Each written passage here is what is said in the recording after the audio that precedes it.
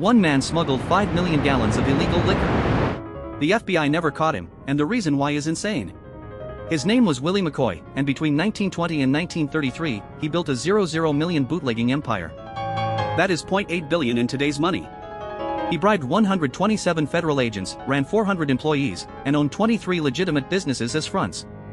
On November 8, 1933, agents raided his Detroit warehouse. They expected to find evidence of the biggest smuggling operation in American history. Instead, they found empty rooms and a handwritten note that said, "Better luck next time, boys." The FBI had been chasing Willie McCoy for 13 years. He had made them look like complete idiots at every turn. But what they discovered about how he operated changed federal law enforcement forever. This is the story of America's most audacious bootlegger, the man who beat the system, and the shocking reason he finally got caught. Willie McCoy was born in 1889 in rural Kentucky. His father was a coal miner. His mother died when he was 7 years old. By age 14, he was running moonshine for local distillers. Nothing about his early life suggested he would become a criminal mastermind. But Willie had something most bootleggers did not have. He understood logistics better than anyone else. When Prohibition became law on January 17, 1920, Willie saw an opportunity. He moved to Detroit within 3 months. Detroit sat right across the river from Canada, where alcohol was still legal. Willie bought a small boat for $40. He made his first smuggling run on April 2, 1920. He carried 48 cases of Canadian whiskey across the Detroit River. He sold them for $8.80 in one night. That was more money than his father made in 2 years of mining coal. Within 6 months, Willie was running 12 boats. Within a year, he owned 34 boats and employed 89 men. His operation moved 15,000 cases of liquor every single week.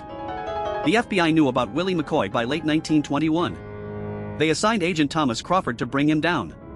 Crawford was one of their best investigators.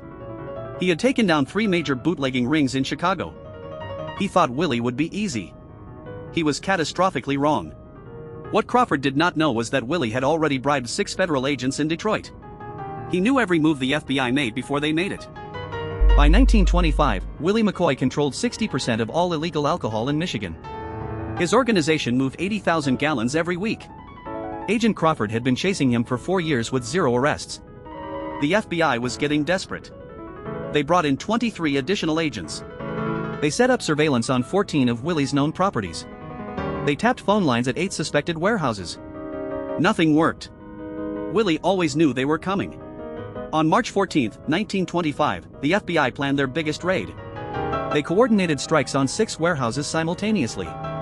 They used 47 agents. When they burst through the doors, every single warehouse was empty. Not a single bottle of alcohol. Not a single employee. Just empty buildings and dust. One warehouse had fresh tire tracks leading out the back. The trucks had left less than 30 minutes before the raid. Crawford was furious. He knew there was a leak, but he could not find it. Here is what nobody knew at the time. Willie had 11 federal agents on his payroll. He paid them $0 each per month.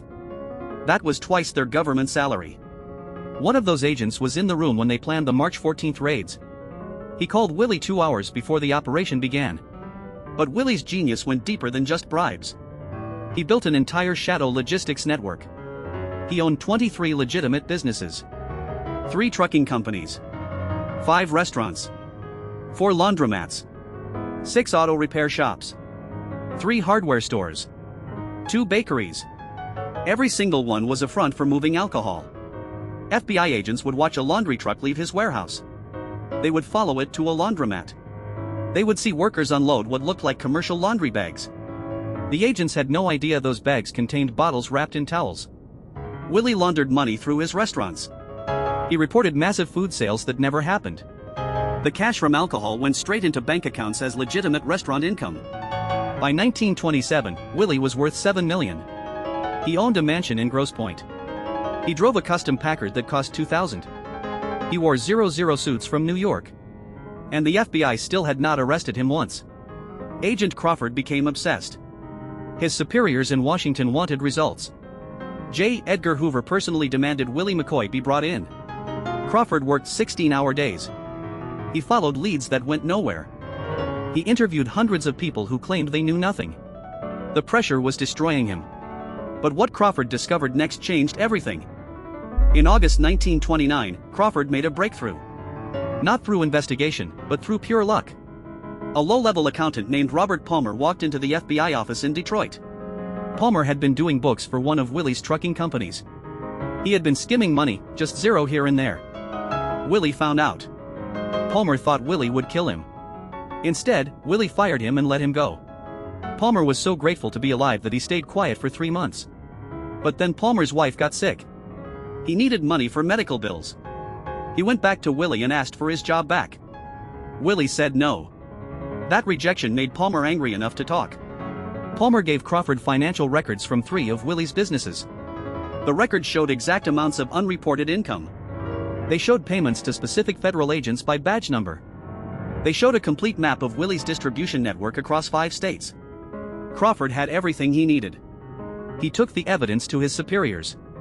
They planned to arrest Willie on September 15, 1929. But here is where the story gets unbelievable.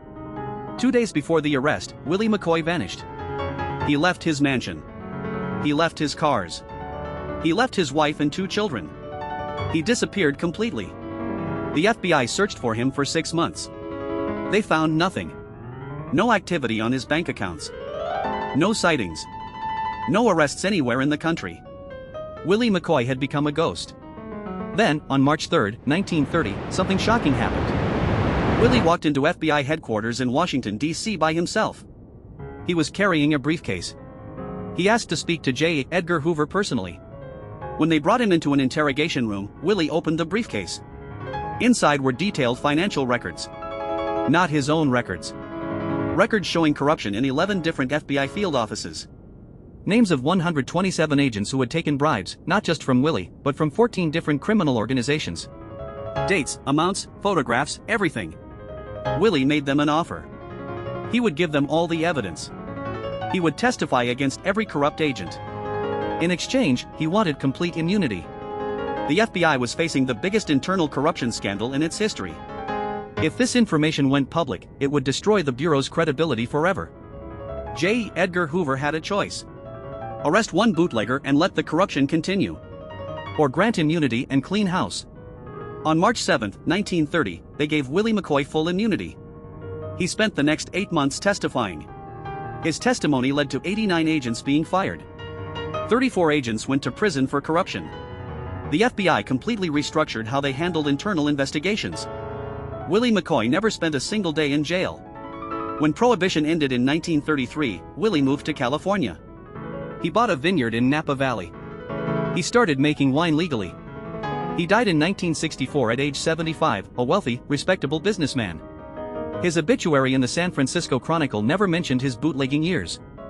Willie McCoy's story reveals something dark about American law enforcement in the 1920s. The corruption went deeper than anyone imagined. 127 federal agents on the take meant the system itself was broken. Willie understood that laws only work when the people enforcing them are honest. He exploited that weakness for 13 years. But his decision to expose the corruption changed the FBI forever. The reforms that followed his testimony created modern internal affairs divisions. They created oversight systems that still exist today.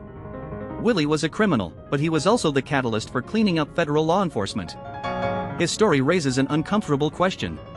How many criminals today succeed not because they are clever, but because the system protecting us is compromised? Willie McCoy proved that even the most powerful agencies can be beaten when corruption runs deep. His empire existed because he paid the right people. His freedom came because he knew where all the bodies were buried. If a story like this kept you watching, subscribe because we uncover a new forgotten chapter of American history every week. And here is the real question nobody asks. If Willie exposed 127 corrupt agents in 1930, how many are operating today that we do not know about? Subscribe for a new untold story every day.